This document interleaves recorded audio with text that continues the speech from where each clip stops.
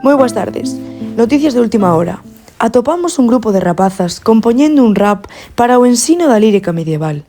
Só elas saben o método secreto para que sexa factible. Viaxamos ata onde elas para tentar descubrilo.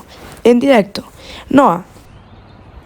Si boas, atopámonos en Xinzo de Limia, lugar onde foron descubertas estas 4 rapazas co seu infalible método para explicar a lírica medieval. Rescatamos este vídeo do ano 1319. Pensaredes que é mentira, mais é verdade.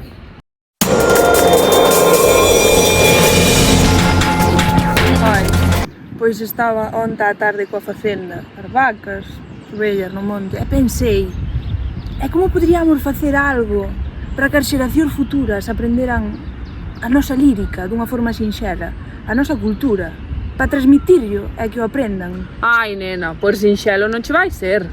Home, a ver, eu penso que facendo unha canción, un villancico, pois o mellor podemos axudalos, mas Home, pois cantando enténdese a xente.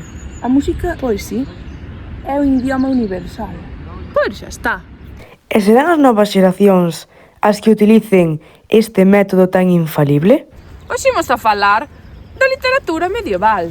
Durante o século XII e XIII era Compostela. Despois deste último, decadencia terrenal, estancamento económico e independencia de Portugal.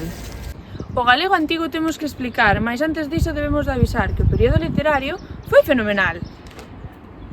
A nosa lingua era de empregar, mas o latín e o galego loitaban por oficial. A evolución da nosa lingua non é a de esperar, e a marxinación no XV século non tardou en chegar.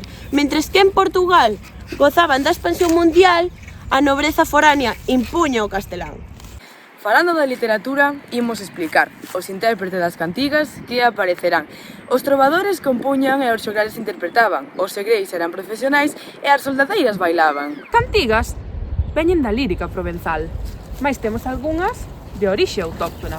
Poden ser de amigo, amor, escarnio e maldicir. Son todas tan fermosas que non podemos elixir. As cantigas de amor teñen nome un trovador, que lle canta a súa dona para intentar a relación. É de vasalaxe, pois desvívese por ela, mais a dona non quere nada daquela. As cantigas de amigo que fala unha muller, e según a temática temos moitas por ver, mariñas, bailadas e de romaría. Da igual a que sexa, todas teñen simboloxía. A dama nela a figura de seu amigo, ou tamén pode ser un amor non correspondido. Ten de confidentes a nai e a súa irmá, aunque de amigas a natureza tamén a axudarán. O cervo corresponde á figura do home, as fontes e os cabelos, as intencións que se esconden. A simboloxía non é moi complicada, mas todos nós debemos estudala.